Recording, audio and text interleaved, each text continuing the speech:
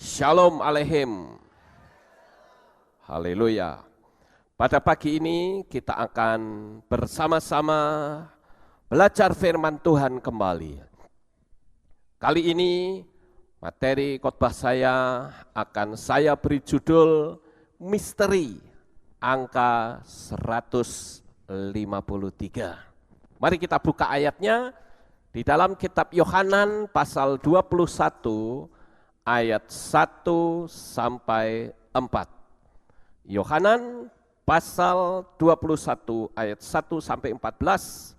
Saya akan bacakan dengan cepat untuk saudara. Yohanan 21 ayat 1 sampai 14 atau Yohanes. Demikian bunyinya. Sesudah hal-hal ini, Yesus menampakkan dirinya lagi kepada para murid di tepi danau Tiberias. Dan beginilah dia menampakkan dirinya. Simon Petrus dan Thomas yang disebut Didimus dan Nathanael dari Kana, Galilea. Dan anak-anak Zebedeus dan dua orang lainnya di antara para muridnya itu sedang ada bersama-sama. Simon Petrus berkata kepada mereka, "Aku pergi menangkap ikan." Mereka berkata kepadanya, "Kami juga pergi bersamamu." Mereka keluar dan langsung naik ke dalam perahu. Dan pada malam itu mereka tidak menangkap apapun. Namun ketika hari sudah menjelang pagi, Yesus berdiri di tepi pantai. Meskipun demikian, para murid itu tidak mengetahui bahwa itu adalah Yesus. Lalu Yesus berkata kepada mereka, "Hai anak-anak, tidakkah kamu mempunyai lauk satupun?" Mereka menjawab kepadanya, "Tidak." Dan dia berkata kepada mereka, "Tebarkanlah jala ke bagian kanan perahu dan kamu akan mendapatkan." Lalu mereka menebarkannya dan mereka tidak mampu lagi menariknya karena sejumlah besar ikan. Lalu murid yang Yesus kasihi itu berkata kepada Petrus, "Itu adalah Tuhan." Maka mereka mendengar bahwa itu adalah Tuhan. Simon Petrus mengenakan pakaiannya sebab ia telanjang. Dan dia menceburkan dirinya ke danau. Dan datanglah murid-murid lainnya dalam perahu kecil itu, sebab mereka tidak jauh dari darat, melainkan kira-kira 200 hasta jauhnya sambil menarik jala ikan itu. Lalu mereka naik ke darat, mereka melihat api unggun yang tersedia, dan seekor ikan yang terletak di atasnya serta roti. Yesus berkata kepada mereka, "Bawalah ikan-ikan yang baru saja kamu tangkap." Simon Petrus naik dan menarik jala itu ke darat, penuh dengan ikan-ikan besar 153 ekor. Dan sekalipun demikian banyak, jala itu tidak koyak. Yesus berkata kepada mereka, "Mari, sarapanlah." Namun tidak seorang pun dari para murid itu berani menanyai dia, "Siapakah engkau?" Karena mengetahui bahwa dia adalah Tuhan. Lalu Yesus maju dan mengambil roti serta memberikan kepada mereka. Demikian pula dengan ikan itu. Inilah untuk ketiga kalinya Yesus tampak oleh para muridnya setelah dibangkitkan dari antara orang mati.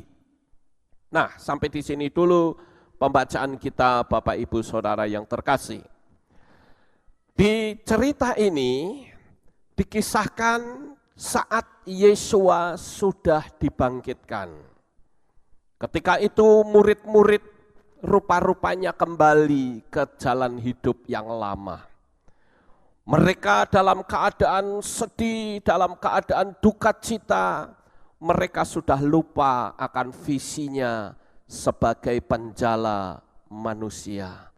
Oleh karena itu mereka kembali ke kehidupan yang lama, yaitu sebagai penjala ikan. Ketika mereka mulai menjala, semalam-malaman mereka menjala ikan.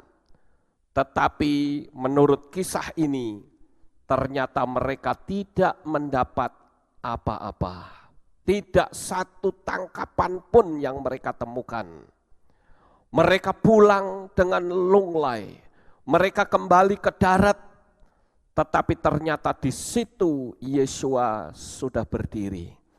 Dan Yesua bertanya, kamu dapat apa? Wah, aku enggak dapat apa-apa. Lalu Yesua berkata, sekarang tebarkan jalamu di sebelah kanan perahu. Bapak Ibu yang terkasih, waktu itu bukan malam hari, tetapi sudah pagi. Dengan ketaatan mereka membuang atau melemparkan jalannya ke sebelah kanan perahu. Dan ternyata mereka mendapatkan ikan begitu banyak. Bahkan dikatakan dalam kitab suci ini, ikan yang didapat itu bukan kecil-kecil tapi besar-besar. Dan di dalam jala itu mereka hitung ikannya ada 153 ekor. Saudara yang terkasih, cerita ini berhenti sampai di sini. Tetapi kisah ini sebetulnya mengandung satu makna, satu arti yang begitu mendalam. Apalagi jikalau kita bisa melihat misteri di balik angka 153. Yang di situ adalah ikan-ikan, saudara. Saya mencoba untuk melihat bagaimana tanggapan para pengkhotbah yang ada dalam dunia Kristen. Tentu mereka punya pandangan sangat berbeda dengan pola pandang kita yang sudah mengarah kepada pola Ibrani. Saya coba untuk mencari referensi dan mereka selalu berkata bahwa 153 ekor itu adalah simbol dari berkat yang besar. Selesai, hanya berhenti sampai di situ. Tetapi tidak demikian apabila kita mau melihat dari sudut pandang pola Ibrani. Namun demikian saudara, sebelum kita melangkah lebih jauh melihat misteri angka 153 ekor ini, mari kita akan renungkan sejenak ayat-ayat yang tadi sudah kita baca, yaitu kita melihat dimulai dari ayat yang kelima terlebih dahulu. Saya baca ulang, demikianlah bunyinya. Lalu Yesua berkata kepada mereka, hai anak-anak, tidakkah kamu mempunyai lauk satupun? Mereka menjawab kepadanya, tidak. Di ayat ini, saudara, saya melihat ada sesuatu yang luar biasa. Tentu saudara tahu, Petrus atau Kefa itu adalah nelayan tulen. Dia betul-betul seorang nelayan yang ahli, seorang nelayan yang sudah terbiasa. Jadi kalau bicara tentang danau, bicara tentang angin, bicara tentang letak ikan, dia tahu persis, saudara. Dengan kepandaiannya, dia pasti mampu untuk menangkap ikan. Tetapi faktanya, ternyata Petrus semalam-malaman tidak mendapatkan apa-apa. Nah, di sini saya bisa mengambil satu kesimpulan bahwa kepandaian manusia itu terbukti tidak bisa diandalkan. Kepandaian manusia sehebat apapun, kalau dia sudah berhadapan dengan yang namanya kesialan atau berhadapan dengan energi-energi yang lain, kemampuan manusia itu selesai sampai di situ. Saya yakin Petrus pasti akan berpikir, ada apa dengan kondisi seperti sekarang. Tidak biasa-biasanya saya menjala ikan, tidak mendapat apa-apa. Tetapi kali ini saya betul-betul merasa sial. Semalam-malaman, kalau saudara tahu nelayan itu kalau mencari ikan, dia harus mempertaruhkan nyawanya. Siapa tahu nanti ada ombak besar, ya, perahunya tenggelam, dia bisa mati. Tetapi ternyata kepandaian manusia itu tidak bisa diandalkan. Oleh karena itu saudara, pada pagi ini, jikalau saudara berhadapan dengan satu problem, satu masalah, satu beban yang sulit untuk bisa dipikirkan dengan manusia, hanya ada satu cara, andalkanlah Tuhan, masalahmu pasti selesai. Sekali lagi saya tekankan, jikalau engkau berhadapan dengan masalah yang tidak bisa ditangani dengan pola logika, jangan pakai logika, tapi andalkanlah Tuhan, andalkanlah Bapa Yahweh, dan percayalah masalahmu pasti selesai. Haleluya. Apapun masalah saudara, tidak usah takut. Tuhan yang kita sembah adalah Tuhan yang hidup, Tuhan yang maha kuasa, Tuhan yang mampu mengatasi segala rintangan apapun yang ada di atas muka bumi ini. Haleluya. Sekarang kita lihat yang berikutnya, yaitu di ayat yang ke-6. Saya akan bacakan ayat yang ke-6 untuk saudara. Dan Yeshua berkata kepada mereka, tebarkanlah jala ke bagian kanan perahu dan kamu akan mendapatkan. Lalu mereka menebarkannya dan mereka tidak mampu lagi menariknya karena sejumlah besar ikan. Perhatikan kata sejumlah besar, bukan ikan-ikan kecil, tapi ikan besar, saudara.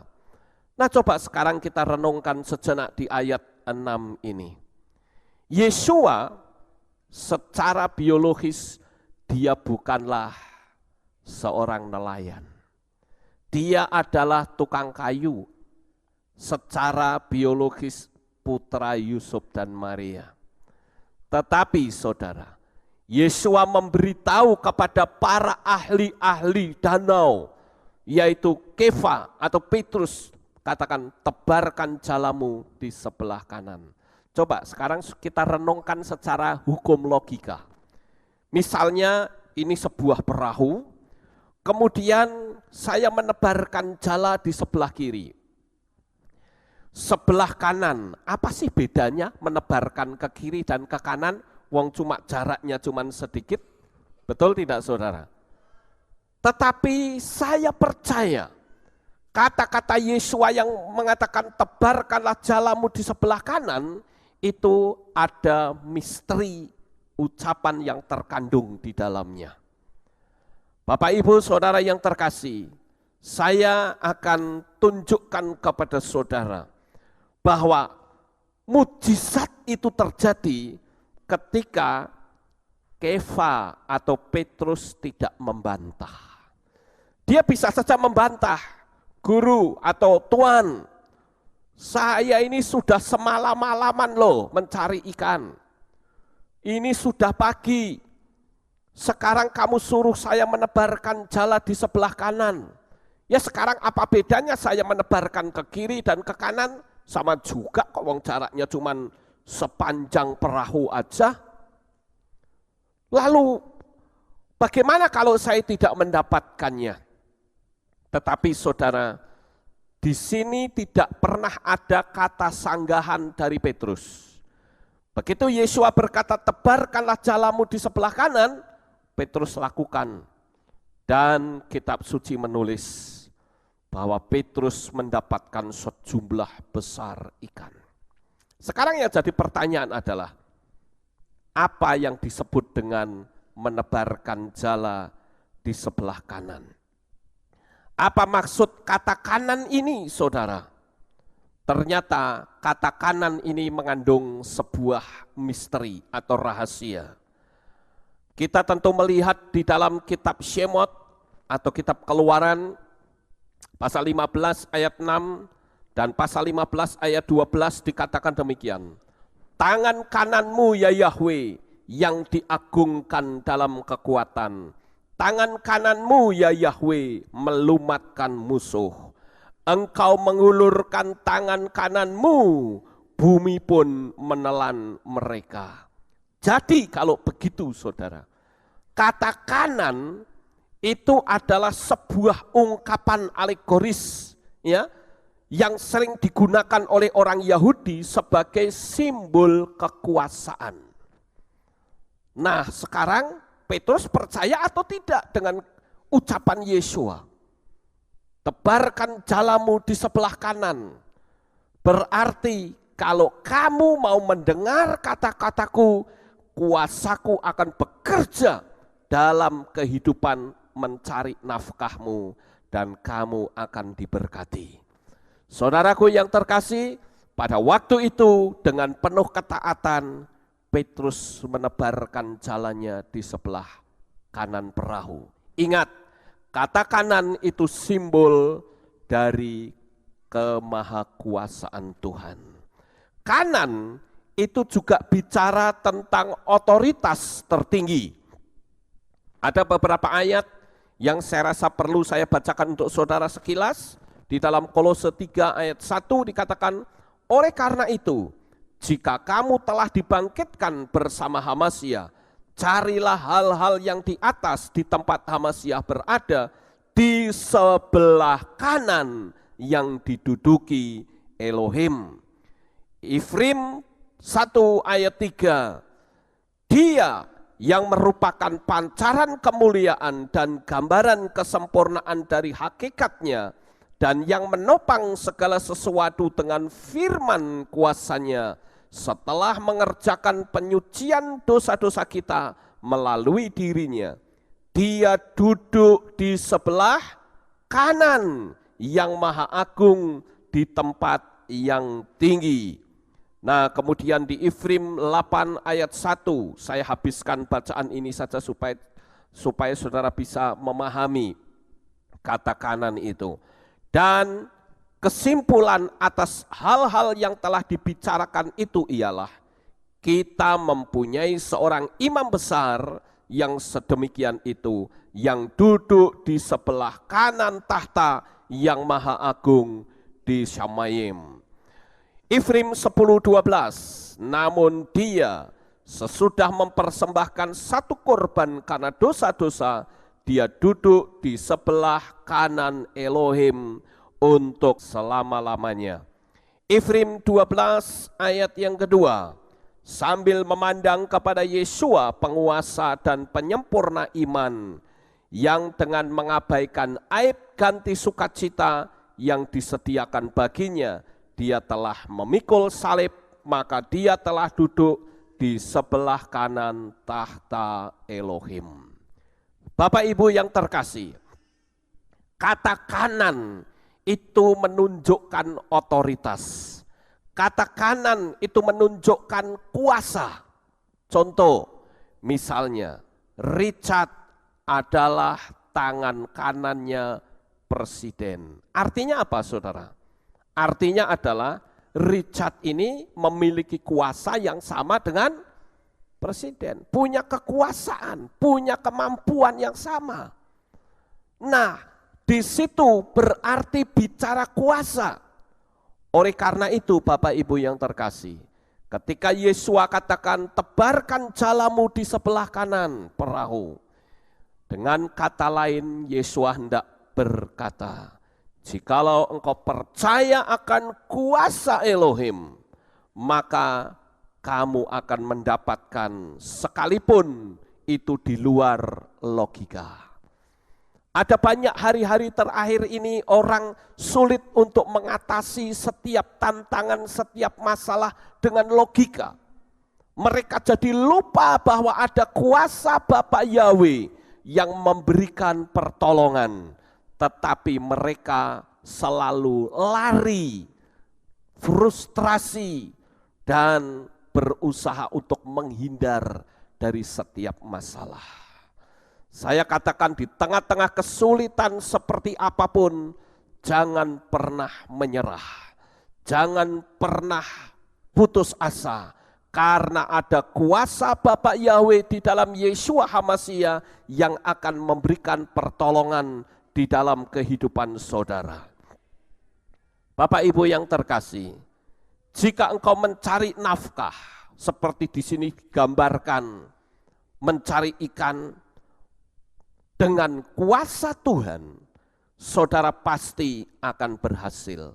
Ingat, pada saat itu murid-murid masih dalam suasana duka. Perasaan mereka bercampur aduk, saudara. Saudara mungkin pernah mengalami duka cita terhadap orang yang sangat saudara sayangi, harus meninggalkan hidup saudara selama-lamanya. Saudara pasti akan mengenang peristiwa-peristiwa yang sudah terlupakan, diingat kembali. Dalam kesedihan itu kadangkala orang nggak bisa mikir, saudara. Tetapi di sini ada sesuatu hal yang indah. Ketika Yeshua tetap menunjukkan kasih-Nya kepada mereka. Nah, Bapak Ibu saudaraku yang terkasih, di dalam perjalanan kita mencari nafkah, yang digambarkan dalam cerita ini mencari ikan. Kita terkadang menghadapi kesulitan, menghadapi tantangan, tapi tidak usah takut. Yeshua HaMasyiah selalu menyertai engkau. Sekalipun dia tidak nampak oleh mata, tetapi dia bersama-sama denganmu.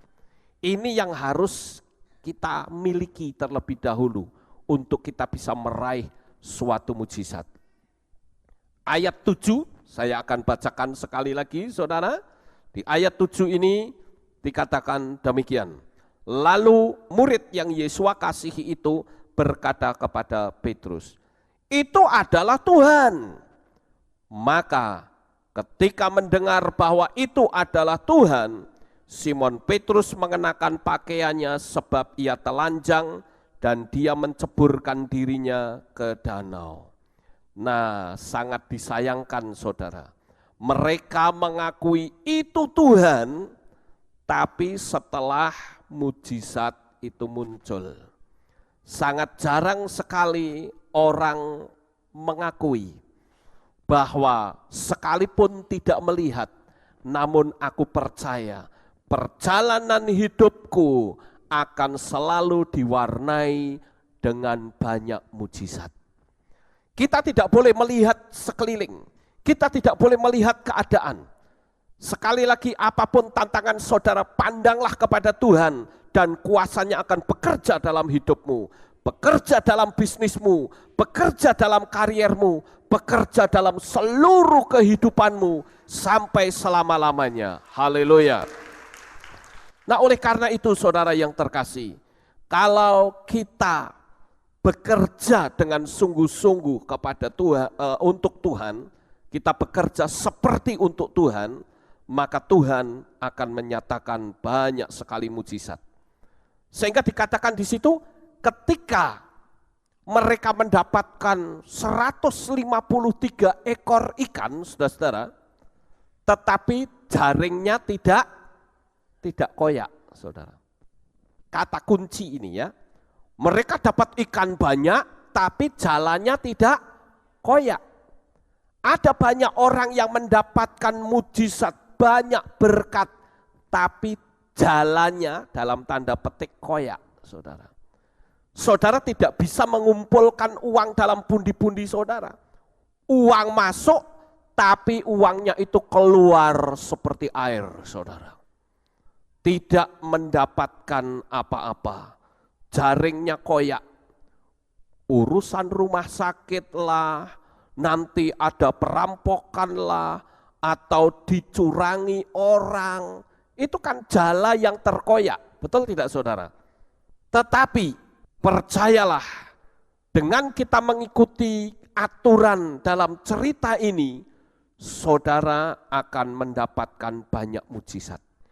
Sehingga kita tidak perlu berbuat curang dalam kita bekerja. Amin. Saudara tentu tahu, orang Tionghoa atau orang Chinese itu punya falsafah, saudara. Saya menyebut dengan istilah 3C. Ini rahasia sukses orang-orang Chinese dalam mencari nafkah. 3C itu apa? Yang pertama adalah Chengli, yang kedua adalah Cincai, yang ketiga adalah Cuan. Sekarang saya akan ulas satu-satu. Ini cara kerja yang benar sesuai firman Tuhan sehingga hidup saudara diberkati. Yang pertama adalah Chengli. Chengli itu artinya apa? Benar, enggak nipu saudara. Coba kalau saudara pergi ke pasar, beli gula 1 kilo. Ayo ditimbang kembali di rumah dengan timbangan yang benar. Tepat 1 kilo? Tidak, kurang setengah on. Bahkan ada yang 1 on kurangnya saudara. Ini kan enggak Chengli namanya, tapi bocengli saudara. Kerja yang seperti itu jangan harap ada mujizat Tuhan. Kerja harus yang Chengli, yang benar.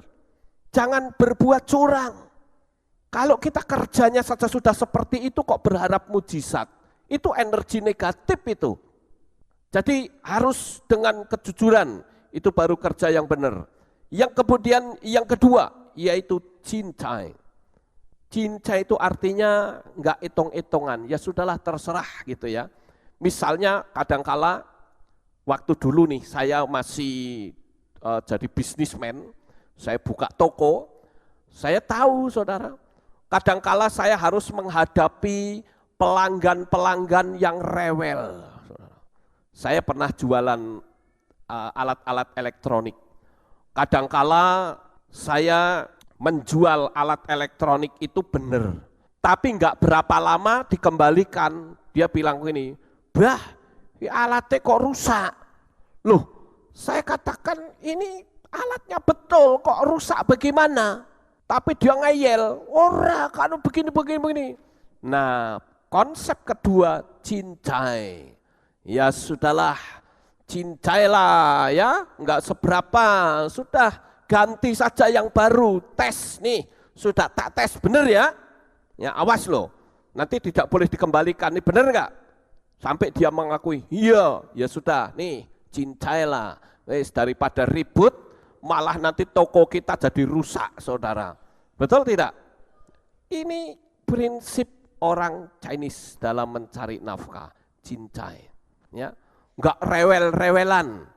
Daripada kita mempertahankan duit yang tidak seberapa, orang itu tidak lagi jadi pelanggan kita, malah dia ngomongnya di luar enggak enak, malah kita nanti jadi musuhan sama orang yang enggak seberapa.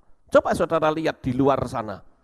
Ada calo-calo angkot saudara, yang di terminal, saya pernah baca di koran, saling bunuh-bunuhan hanya karena satu orang pelanggan, tarik-tarikan, aku dulu yang panggil, kok kamu ditarik, bunuh-bunuhan.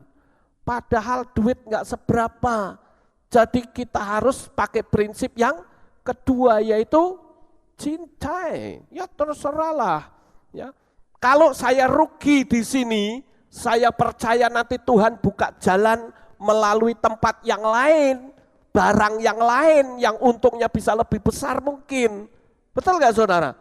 Ya, jadi cincailah, sudah. Saya suka sering ngomong itu, terus cincailah. Ya nggak usah terlalu dipikirkan. Saya kalau beli di pasar sesuatu saudara, ini saya lihat di pasar Magelang ini memang agak aneh. Ya. Kalau saya pergi ke situ, saya beli apa-apa, kemudian saya tawar, ini boleh atau tidak? Dia bilang nggak boleh ya sudah, saya tinggal pergi. Nanti dipanggil saudara. Nanti setelah itu diajak tawar menawar lagi. Saya punya prinsip ya tidak. Saya tawar ini, kamu kasihkan, saya bayar, tidak saya tinggal pergi, saya cari yang lain. Ini saya lihat di Magelang ini cukup unik saudara. Nanti tawar dipanggil, nanti sudah dipanggil tawar menawar, nggak boleh lagi. Tinggal pergi, panggil lagi. Wah kalau saya sorry ya, nggak mau saudara. Saya berpikir nggak mau, saya cari yang lain. Jadi kita belajar hidup yang benar. Kerja itu harus yang benar, ya. Enggak nipu, ya, enggak hitung-hitungan, cincai. Saya percaya Tuhan akan memberkati. Yang ketiga yaitu apa? Cuan. Tahu cuan? Untung, saudara. Cuan itu untung. Artinya apa? Kalau kerja, ya sudahlah, untung sedikit enggak masalah. Yang penting dapat untung. Jangan carinya cuan yang gede, saudara. Kalau saya berpikir untung sedikit enggak apa-apa, asal omsetnya banyak. Kalau omsetnya banyak, otomatis akan lebih banyak daripada kita cari untung yang gede, pembelinya enggak mungkin ada. Saya mau cerita, saudara. Di Kota Magelang, saya enggak perlu tunjukkan tokonya, tapi di Kota Magelang ini ada satu toko yang carinya cuan tuh gedenya minta ampun, saudara. Saya kapok beli di situ. Saya pernah membeli satu barang, ternyata ketika dicocokkan di tempat yang lain, harganya itu bisa 7 kali lipat, bahkan sampai 10 kali lipat dari yang ada. Sama barangnya sama, saudara. Tapi saya nggak perlu sebutkan nama tokonya. Jadi orang belanja di situ, memang lengkap, ya, apa-apa ada. Tapi orang kalau belanja di situ jadi kapok, karena ketika dia belanja di tempat lain, wah, lah kok ternyata kacanya banyak, bisa sampai 7 kali lipat. Wah, kapok saya belanja di situ. Akibatnya apa? Orang punya konsep udah ke tempat yang lain, itu merusak diri sendiri. Jadi lebih baik cuan sedikit gak apa-apa. Yang penting omsetnya banyak, orang akan senang belanja di tempat kita. Amin. Nah, itu konsep orang Cina, saudara. Tetapi saudara, orang Cina juga punya pantangan agar hidupnya selalu sukses, yaitu dengan 3 C juga. C yang pertama yaitu ciuk, yang kedua adalah ciak, dan yang ketiga adalah cao. Saudara tahu ciuk itu apa? Utang, saudara. Utang. Nah, ini yang harus dihindari. Jangan kita menjadi orang yang tukang utang. Saya di tengah-tengah kesulitan di zaman dulu ketika saya melayani di Magelang pertama, sekalipun untuk beli sabun 1 batang saja saya tidak bisa, saya pantang utang sama jemaat. Apalagi minta. Saya bisa saja ngomong sama Ko Samuel, saya bilang, Ko, saya mau minta sabun atau utang sabun 1 batang. Saya yakin dia bisa kasih 10 sama saya, tetapi saya tidak mau, saudara. Saya punya prinsip, saya pantang minta kepada manusia. Saya pantang utang. Nah, kalau utang itu kan nanti ditagih, ya nek bisa bayar. Kalau tidak bisa, gimana kalau nggak bisa? Kepahitan akhirnya. Saya pun punya prinsip, saya tidak mau ngutangi siapapun. Saya ada uang, saya kasih. Kalau tidak ada uang, saya akan ngomong tidak. Tapi jelas istilah tidak ada uang itu budget saya ya, untuk ngasih, saudara. Program pemberian untuk orang lain. Sebab kalau saya ngutangi, nanti saya akan menunggu batas tempo, jatuh tempo. Biasanya orang utang itu tepat atau tidak? Kebanyakan itu enggak tepat, nanti timbul kepahitan, saudara. Lalu nanti muncul hati yang jahat, ngecap orang itu penipu, jadi kita sendiri yang cacat hatinya. Maka saya katakan, saya lebih suka saya ada uang saya kasih, tidak ada uang saya bilang tidak. Makanya itu yang dihindari oleh orang-orang Chinese, yaitu ciuk atau utang. Yang kedua yaitu ciak. Ciak itu apa? Makan, saudara. Banyak orang yang hidup di dunia ini, begitu dia mendapatkan berkat, berkat itu dihabiskan untuk ciak, untuk makan, saudara. Jadi hidup untuk makan. Wah, ini hidup yang kayak gini ini parah, saudara. Makan terus. Saya punya teman saya ini kalau makan itu bisa makan sate itu bisa 60 tusuk, saudara. Wah, ini kalau saya bilang bukan makan hidup untuk makan, bukan cuma ciak saja, tapi kiciak, saudara. Ya, tahu kiciak enggak? Celutak gitu loh. Apa itu celutak bahasa Magelangnya itu? Mangas, apalagi geragas. Ya, karena hidup untuk makan. Harusnya makan untuk hidup. Nah, ini prinsip ini harus kita ketahui. Kemudian yang berikutnya yaitu cao. Tahu cao? Lari, buron, saudara. Tidak bertanggung jawab jika menghadapi masalah. Nah, ini kan prinsip hidup yang tidak baik. Saudara ingin sukses? Praktekkan konsep ini. Dan saya percaya kebenaran firman Tuhan, kuasa Tuhan akan bekerja dalam hidup saudara secara luar biasa. Jadi jangan sampai kita percaya kepada Tuhan ketika mujizatnya muncul, jangan. Tapi percayalah, sekalipun saudara sedang ada dalam problem dan tantangan, jangan takut. Kuasa Tuhan akan selalu menyertai hidup saudara. Haleluya. Sekarang berikutnya saudara, berapa jumlah ikan yang didapat oleh Petrus? Mari kita lihat di ayat yang ke-11. Ya, saya baca ulang ayat 11. Atau kita baca sama-sama. Ayo kita baca sama-sama. Ya, dengan suara yang keras. Sudah ketemu? Oke, ayo kita baca. 1, 2, 3. Simon Petrus naik dan menarik jala itu ke darat penuh dengan ikan-ikan besar 153 ekor, dan sekalipun demikian banyak jala itu tidak koyak. Saudara tahu kenapa jumlahnya kok 153? Kenapa tidak 200? Kenapa tidak 100? Kenapa tidak 154?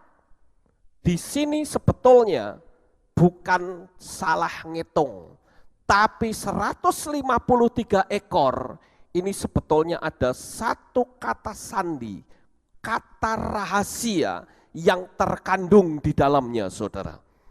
Nah, Bapak Ibu yang kekasih, dalam konsep Yunani akan selesai sampai di sini, nggak bisa masuk lebih dalam. Tapi kita bersyukur, saya ajak saudara untuk masuk ke pola Ibrani. Di mana pola Ibrani kita mengenal piktograf, kita mengenal angka gematria, kita mengenal huruf-huruf Ibrani. Tahukah saudara bahwa angka 153 itu membentuk sebuah huruf dalam bahasa Ibrani? Kita melihat bahwa pola Ibrani itu akan lebih dalam. Kalau saudara melihat kata Beni Ha Elohim, maka jumlah dari angka gematria tersebut adalah 153. Saya ambil contoh misalnya seperti Bet itu 2, Nun itu 50, Yod itu 10, He itu 5. Alef itu 1, Lamet itu 30, He itu 5, Yod itu 10, Mem 40. Coba saudara jumlah akan mendapatkan hasil 153. Nah, di sini membuktikan bahwa Yeshua itu adalah putra Elohim. Dia adalah Yahweh sendiri yang turun ke dalam dunia ini. Jadi jumlah ikan itu mengandung suatu rahasia yang hanya bisa dipahami jika kita menggunakan pola pandang Ibrani. Nah, oleh karena itulah Bapak Ibu Saudara, kita tidak ada alasan untuk menolak Yeshua, karena dia adalah Yahweh yang turun ke dalam dunia ini. Saudaraku yang terkasih, orang bisa saja mengatakan bahwa Yeshua itu hanyalah manusia biasa. Ada juga yang mengatakan Yeshua itu tidak pernah ada. atau mengatakan ini dan itu, silahkan saja. Tetapi kalau kita mempelajari lebih dalam, maka sangat jelas di situ bahwa angka 153 itu adalah bentukan dari huruf Beni Ha Elohim atau putra Elohim. Jadi Yeshua itu adalah putra Elohim. Nah, untuk itu saudara-saudara, kita harus memahami melalui pola pandang Ibrani ini, maka kita akan melihat bahwa dia, Yeshua itu adalah satu-satunya Tuhan dan Juru Selamat. Dan ini adalah jumlah ikan yang mengandung satu rahasia yang hanya bisa dipahami jika kita menggunakan pola pandang Ibrani.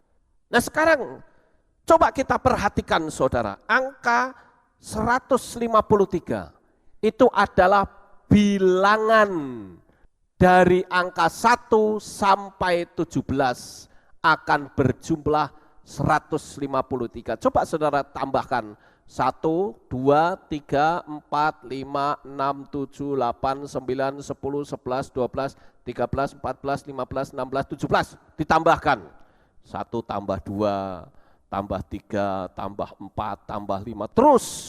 Maka jumlahnya akan 153. Nah, ini ada berapa? Ada berapa? 17. 17 itu adalah bilangan yang menggambarkan kesempurnaan Torah. Di mana? Karena 10 itu mewakili Torah. Torah itu ada 10 aturan. Ya.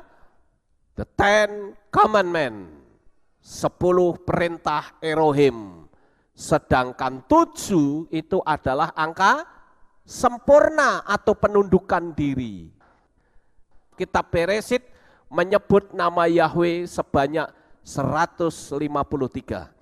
Nah, kata 7 yang disebut sempurna itu adalah, saudara lihat ini peristiwa apa? Menghancurkan tembok Yeriko. Mereka mengelilingi berapa kali? Hari terakhir berapa kali? 7 kali. Kemudian Naaman jebur ke sungai Yordan sampai penyakit kustanya sembuh berapa kali? 7 kali. Kemudian kaki Dian Menorah ada berapa? 7 cabangnya. Kemudian perayaan hari raya ada 7 hari raya. Jadi angka 7 itu adalah simbol dari kesempurnaan, saudara. Jadi kalau ada orang-orang Kristen yang anti Torah, itu saya katakan apalagi pendeta, wah itu jahat banget saudara. Jahat sekali. Kenapa? Karena Torah ini Yesus saja tidak berani mengubah. Paulus saja tidak berani mengubah. Tetapi pendeta-pendeta Kristen dengan sombongnya, konsepnya dirubah. Torah tidak berlaku karena sekarang hukum kasih karunia. Saya mau tanya, Yesus bikin buku apa? Yesus selalu merujuk kepada Torah. Ingat, ketika Yesus hidup di dunia ini, belum ada kitab Matius, Markus, Lukas, Yohanan, Maases Lihim, belum ada saudara. Selalu Yesus merujuk kepada Torah. Nah, jadi angka 153 adalah gambaran dari kesempurnaan Torah. Kemudian, coba kita lihat. Yesus disalibkan pada hari Pesah, yakni hari yang ke-14 di bulan Nisan, dan bangkit 3 hari kemudian atau hari yang ke-17. Jumlahkan 1 sampai dengan 17 sama dengan 153. Tadi kita sudah melihat. Pertanyaannya, apakah ini sebuah kebetulan? Ayo, tolong jawab. Ini sebuah kebetulan? Tidak, saudara. Para ahli teolog itu berusaha untuk menyelidiki ratusan tahun, mereka tidak bisa menemukan selama pola pandang mereka ada pada konsep Yunani. Tapi kalau kita masuk pada konsep Ibrani, maka kita akan tahu lebih dalam. Nah, ini dia. Jadi secara rahasia, Yesua sedang menunjukkan identitasnya bahwa dia itu adalah Yahweh sendiri. Amin. Nah, sekarang yang jadi pertanyaan saya, kalau saudara mendapatkan ikan sebanyak itu, mau buat apa? Saya mau tanya sekarang untuk Petra, kalau kamu dapat ikan sebanyak itu, kamu mau buat apa ikan itu? Ayo, apa? Bagi ke siapa? Wah, dibagikan banyak orang. Kalau Obed mau kasihin apa? Buat apa itu? Kan kayak gitu banyaknya. Apa? Dijual. Wah, dijual. Ada lagi yang mau kasih Ihun? Kira-kira kalau dapat ikan kayak gitu banyak mau buat apa? Apa? Dibagiin tetangga. Bu Said? Dibagikan tetangga. Kenapa tidak ada satupun yang berpikir kembalikan perpuluhan untuk Tuhan? Betul tidak saya ngomong ini, saudara? Iya toh? Nah, sekarang saya akan tunjukkan kepada saudara. 153, 1 plus 5 plus 3 dapatnya berapa? 9. Nah, ini angka perpuluhan, saudara. Kenapa kita nggak pernah mikir di situ? Artinya apa? Kalau saudara mendapatkan banyak berkat, mendapatkan keuntungan, nggak usah pikir ngasih orang dulu, tapi pikirkanlah kembalikan dulu yang menjadi milik Tuhan. Karena itu kemahakuasaan Tuhan 153, 1 plus 5 plus 3 sama dengan 9. Nah 9 itu berarti berapa? Perpuluhan, betul nggak saudara? Karena saudara mengembalikan persepuluhan, berarti saudara mendapatkan angka yang utuh. Karena berapapun kalau dikalikan 9 mesti dapatnya 9.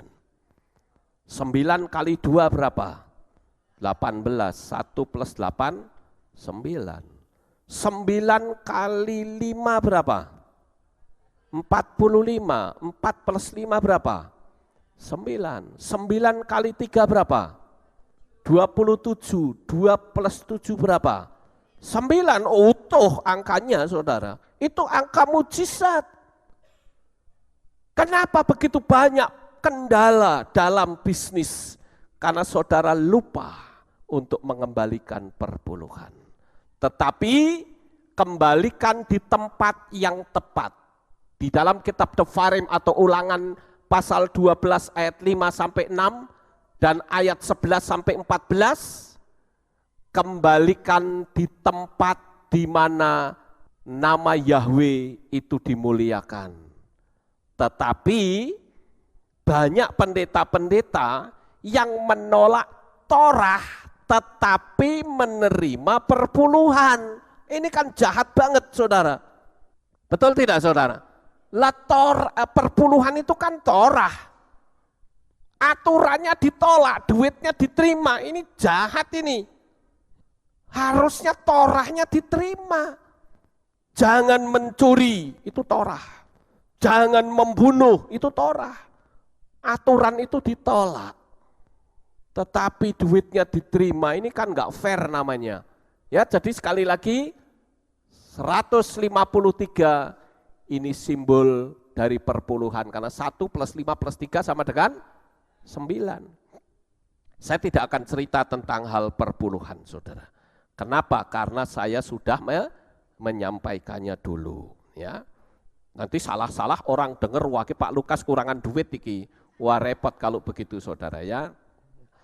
Oke, sekarang kita lanjut. 153 itu apabila berada di huruf Ibrani akan membentuk huruf Alef, He, dan Gimel. Oh, lupa ya, Gimel. Ya, artinya apa ini? Tuhan memberikan kemajuan dalam usaha kita. Ini kalau dibunyikan, ya, punya filosofi Tuhan memberikan kemajuan dalam setiap usaha kita. Kenapa? Nah, karena Alef itu Tuhan, He itu memberikan, Gimel itu kemajuan dalam setiap usaha kita. Ayo kita buktikan. Alef. Alef ini artinya adalah esa, ehad, divine atau sesuatu yang ilahi. Nah, Alef itu artinya Yahweh penguasa langit dan bumi. Dia menciptakan semuanya sampai hari ke-6. Ingat, Alef itu adalah gabungan dari huruf Yod dan huruf Waw. Yod di atas, Yod di bawah. Yod itu adalah bicara tentang Yahweh. Ya, Yod itu memiliki kedalaman hingga 50 kata. Yang kita lihat yang berikutnya adalah He. He itu gabungan antara memberi dan menerima. He, ya, itu hineni, aku ada di sini. Hayah itu dalam bentuk past tense, hoveh dalam bentuk present, hiyah dalam bentuk future. Dia selalu ada, baik masa lalu, masa kini, dan masa yang akan datang atas hidup saudara. Jadi dengan saudara mengembalikan persepuluhan di tempat yang tepat, sesuai dengan kitab Devarim tadi, maka Tuhan itu menjamin hidup usahamu akan diberkati sangat luar biasa. Dan yang berikutnya yang terakhir yaitu Gimel. Gimel ini adalah simbol kaki yang sedang berjalan.